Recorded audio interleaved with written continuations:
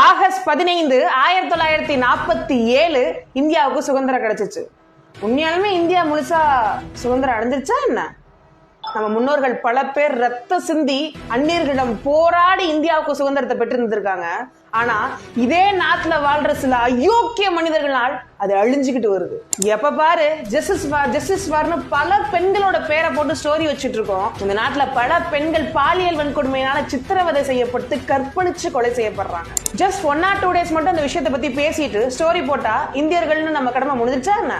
கேள்வி கேட்க வேண்டாமா? சுதந்திரம் என்பது ஒரு தனி மனிதனுக்கான சுதந்திரம் அல்ல. சுதந்திரம் என்பது ஒரு தனி மனிதன் பெற்று தந்ததல்ல. சுதந்திரம் என்பது ஒட்டுமொத்த நாட்டிற்கான சுதந்திரம். சுதந்திரம் என்பது அனைத்து மக்களும் ஒன்று கூடி போராடினால் மட்டுமே கிடைக்கக்கூடும். நம்ம முன்னோர்கள்லாம் கேள்வி கேட்டு போராடலைன்னா நம்ம இப்ப உட்காந்து ஜாலியா ரீல்ஸ் ஸ்க்ரோல் பண்ணிட்டு இருக்க முடியாது. பெருசா தத்துவம் பேசுறேன்னு ஒரு பொண்ணு ஏன் நேரத்துல வெளியில போறாங்க, ஏன் இப்படி ட்ரெஸ் பண்றாங்கன்னு கேள்வி கேட்காதீங்க. அந்த பொண்ணு மேல கையை வைக்கிறதுக்கு அவனுக்கு எப்படி தைரியம் வருதுன்னு கேள்வி கேளுங்க. ஒரு பொண்ணை தொடணும்னு எவனாவது நினைச்சானாலே அவன் நடுங்கணும். அந்த அளவுக்கு நம் நாட்டின் சட்டங்கள் கடுமையாகவும் வலிமையாகவும் மாறணும். நம் நாட்டு மக்கள் கேள்வி கேட்க தைரியமாக முன்வர வேண்டும். இந்த ரீல் மட்டும் இல்ல, இந்த மாதிரி எல்லா ரீலையும் ஷேர் பண்ணுங்க. தைரியமா கேள்வி கேளுங்க. நம்ம நாட்டுல நடந்துட்டு இருக்க இவ்வளவு கேவலமான செயல்களுக்கான உங்களுடைய கேள்விகளையும் சிந்தனைகளையும் கமெண்ட்ஸை சொல்லிட்டுப்போம். ஒரு பதிலுக்காக, ஒரு நியாயத்துக்காக நம்ம எல்லாரும் எத்தனை முறை வேணாலும் கேள்வி கேட்க துணிவோட இருக்க வேண்டும். ஜெய் ஹிந்த்.